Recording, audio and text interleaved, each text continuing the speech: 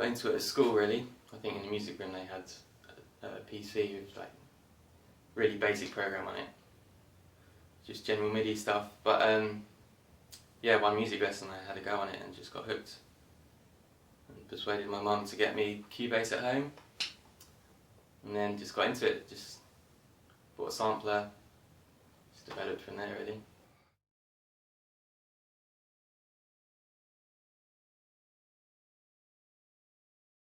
My mum was really into soul music.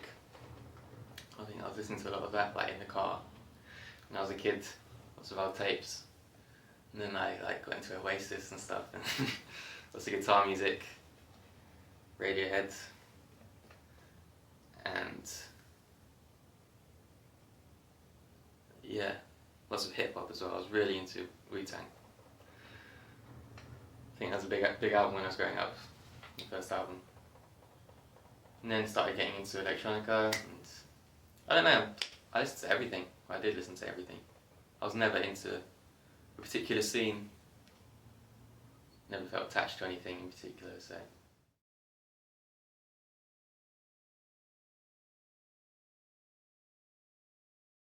Well, I guess I was like quite into Massive Attack and stuff back then, so it was quite like that.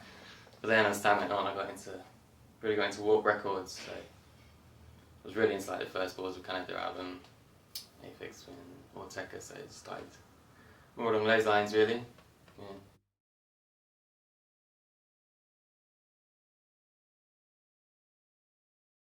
Well, I think there are people who directly influence the way I make music, as in like the processes. People like J Dilla or Madlib or Aphex Twin or Balls of Canada, Theo Parrish, people like that who I can hear a track by them and think, right, I'm going to try and do something like that. And then there's people who, you know, just music that I love that, I mean, I could never make anything like the Beatles or Miles Davis or, yeah.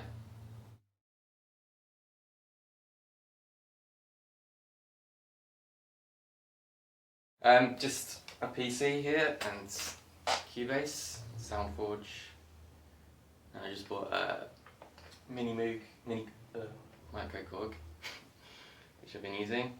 Occasionally some guitars or mainly software synths, I think.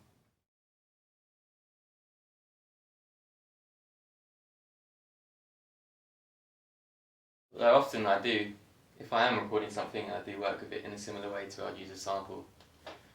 Often I'm chopping it up and playing it back through battery, or I find it easier to work with things that way, I think, rather than having one long track.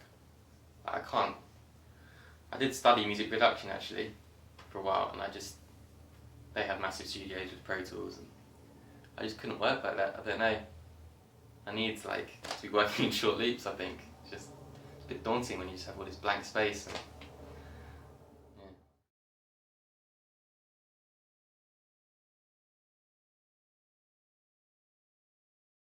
yeah. I guess playing guitar might have helped. I mean,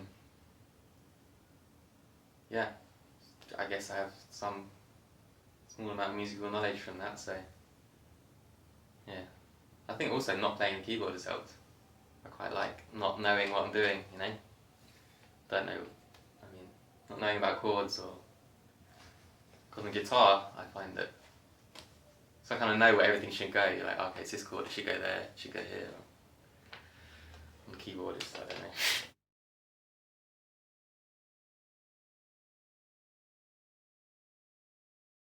Generally, I would say it starts with a sample, maybe a loop, or maybe just one sound, which I end up building the whole track around.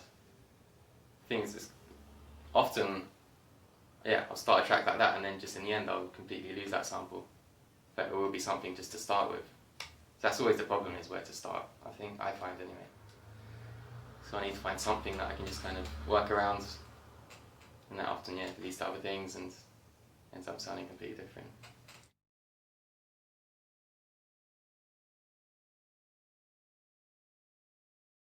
I've never used an MPC.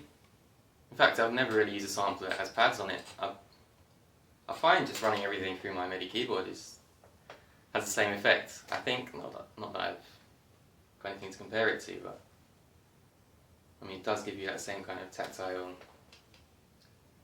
yeah. You can create that same sounds, just make it loose just by hitting the keys. And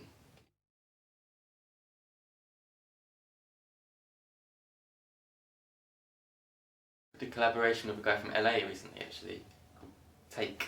Don't know if you've heard of him, but we worked just by sending back and forth files, and I did like that actually, because then it's like you get the best of both worlds. Is you're collaborating with someone, but you still have your own time just to work on stuff. And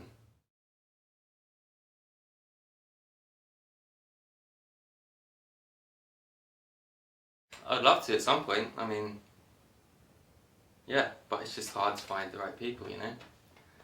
I've never been in bands or anything. I've always preferred working on my own, I think. But given the chance, yeah, it'd be great to work with a vocalist.